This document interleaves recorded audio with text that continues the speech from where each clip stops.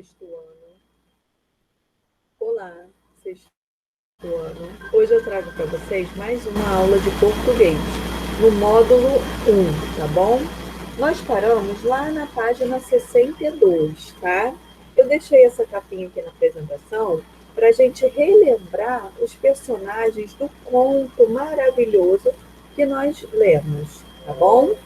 A gente viu que eram esses personagens aqui, ó.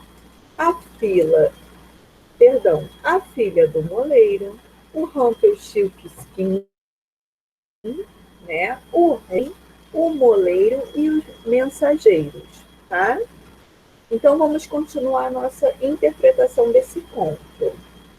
Lembram que a filha do moleiro, o moleiro achava que ela era tão inteligente que falou para o rei que ela tecia, ela transformava a palha em ouro, mas na verdade ela não conseguia.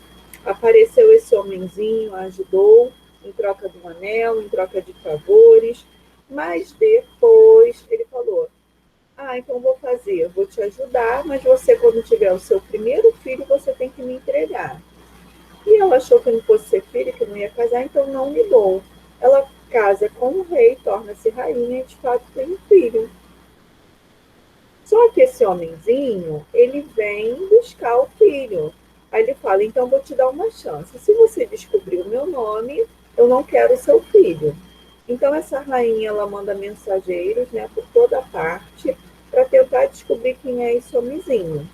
Até que um desses mensageiros ouve ele cantando uma canção e ele fala o nome dele, tá? E o mensageiro vai lá, conta para a rainha, e quando o homenzinho vem buscar o seu filho, ela fala: não, não, eu já sei qual é o seu nome. Então vamos lá. Só um minutinho.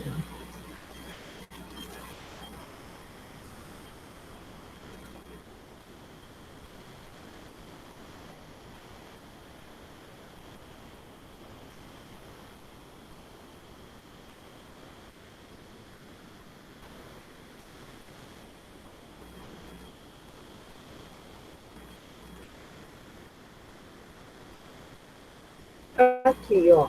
Como eu disse, nós paramos na página 62, tá? Nessa página, eu vou encontrar uma informação muito importante, tá?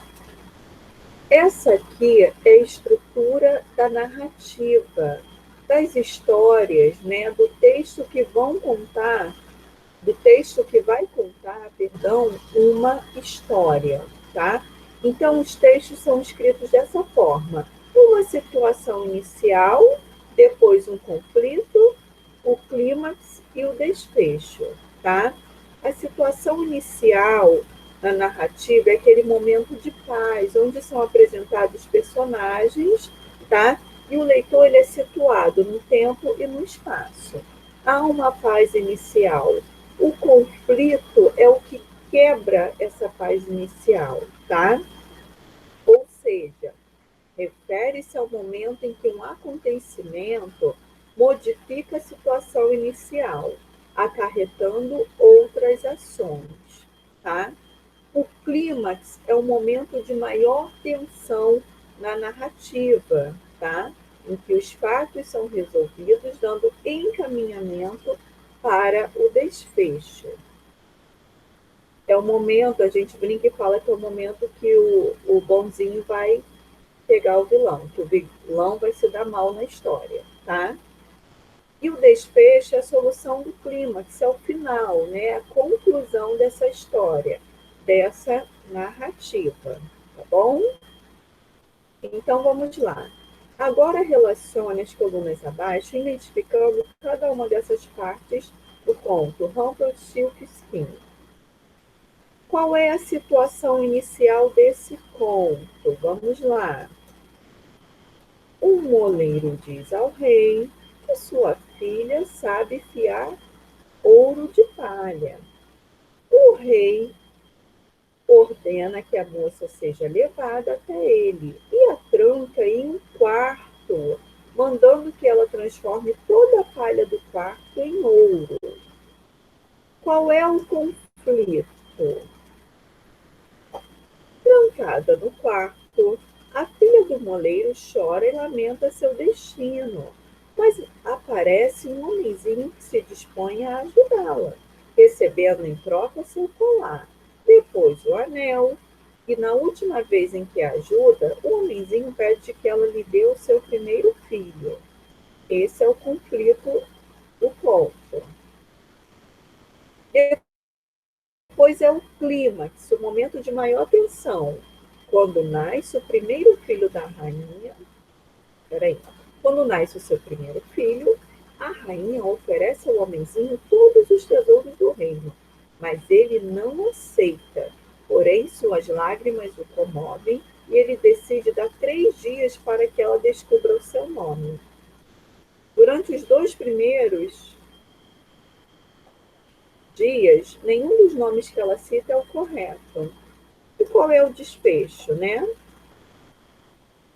No terceiro dia, com a ajuda de um mensageiro, a rainha finalmente consegue descobrir o nome do homenzinho, deixando-o tão irritado que ele acaba afundando seu pé em um buraco, tá? Então ficou assim, ó, letrinha C, D, E e A, tá bom? Então vamos dar continuidade. Página 63, tá? Releia o seguinte trecho do conto. Quando o rei chegou e viu aquilo, ficou extremamente surpreso e satisfeito, mas seu coração se encheu de ganância e ele trancou a filha do pobre moleiro novamente com uma nova tarefa. Ela, sem saber o que fazer, sentou-se uma vez mais a chorar.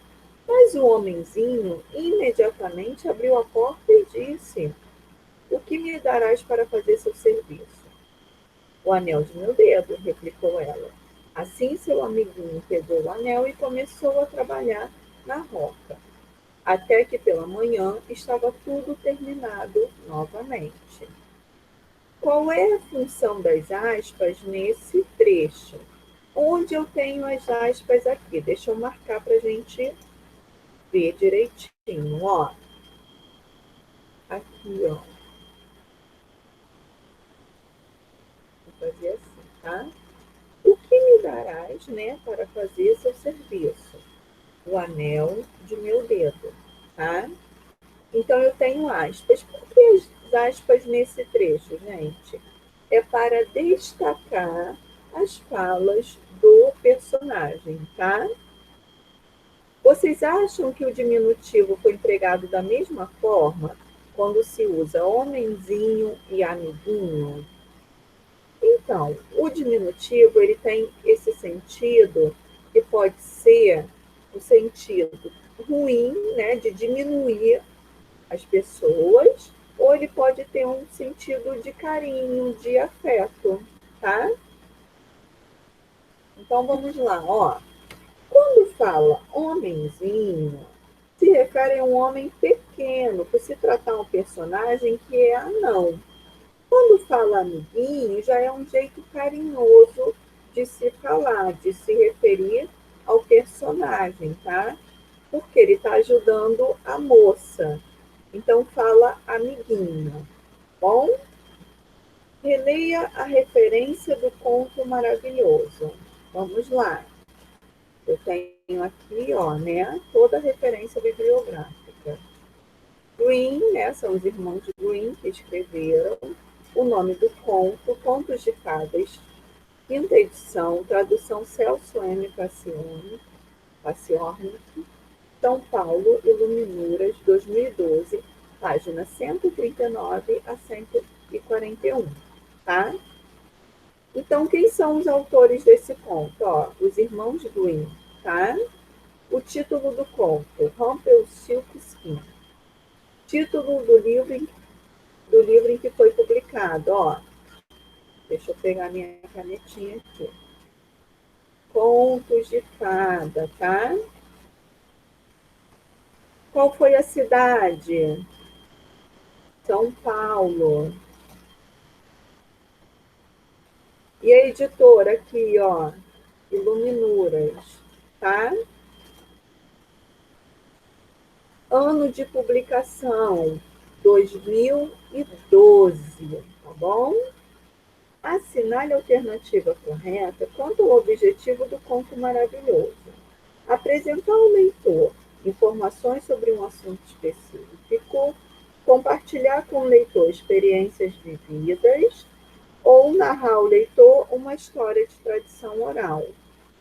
A correta é: o objetivo do conto maravilhoso é narrar ao leitor uma história de tradição oral, tá? O conto maravilhoso é um gênero de origem popular, transmitido de geração em geração. Ele apresenta geralmente narrador observador, personagens, espaço e tempo, o qual costuma ser indicado pela expressão "era uma vez". Possui também um elemento mágico capaz de transformar os acontecimentos da narrativa. Foi o caso desse homenzinho aí com poderes, tá?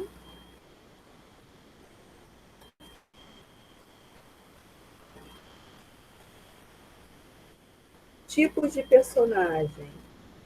Neste capítulo, você leu uma fábula e um conto maravilhoso, e viu que esses textos apresentam uma sequência de fatos que ocorrem com os personagens, de acordo com o papel em que esses personagens desempenham na narrativa. Eles podem receber diferentes classificações, tá? Se ele é um dos personagens principais, ou ele vai ser o protagonista, que é o mais importante, ou o antagonista.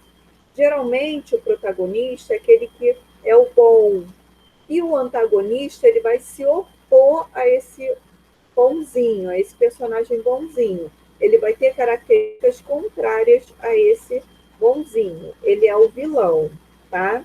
E o personagem secundário é o personagem que tem a participação menor na história. Protagonista, o personagem que tem o papel principal na história, sobre o qual se desenvolve a narrativa.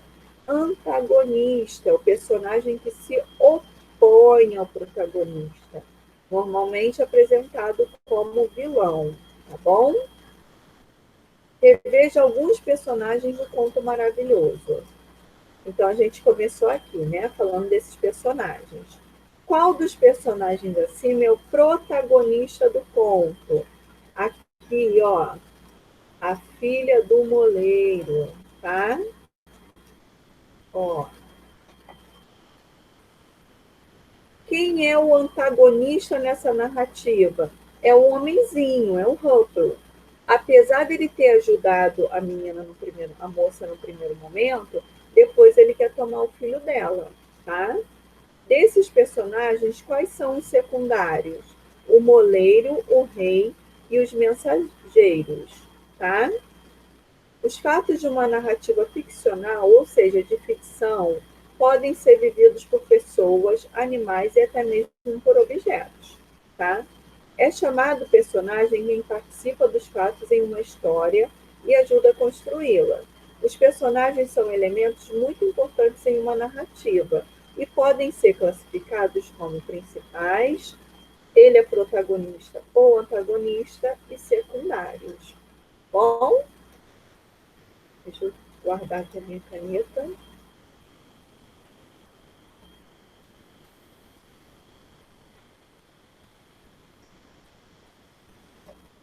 Eu tenho uma sinopse do filme, tá?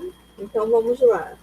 A sinopse é aquele textinho que vai apresentar breves informações de um livro, de um filme. É o que a gente tem na Netflix, tá? Chihiro, uma menina esperta de 10 anos, e seus pais, Chihiro, estão de mudança. Nos arredores de um novo bairro, eles se deparam com um parque de diversões abandonado. Como no sonho, ela começa a viver uma grande aventura no mundo encantado, habitado por fantásticas criaturas, e passa a ser protegida por Haku, um menino com poderes mágicos. Para salvar seus pais e voltar ao novo mundo, Chihiro terá que ter muita humildade, coragem e determinação. Então, quem é a protagonista? Quem é a mais importante? É a menina, tá? As criaturas fantásticas citadas na sinopse são criadas pela imaginação. Sabendo-se disso, assinale as alternativas que são exemplos de criaturas fantásticas. Então eu tenho, ó, o dragão, o gigante, a bruxa, o mago e a fada, tá? A antagonista que virou protagonista. No ano de 1959, foi adaptado para o cinema o conto Bela Adormecida, registrado pelos irmãos Grimm.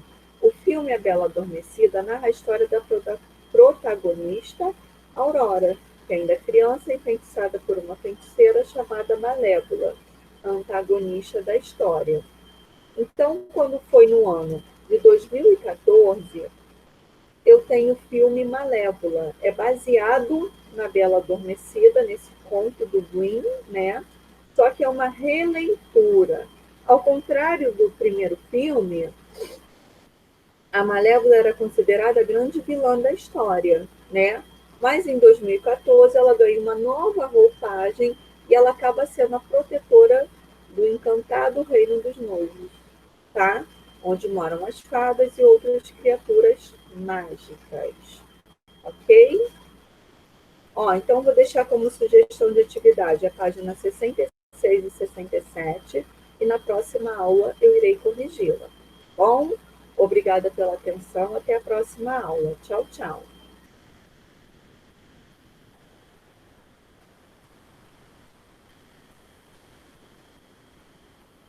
Eu irei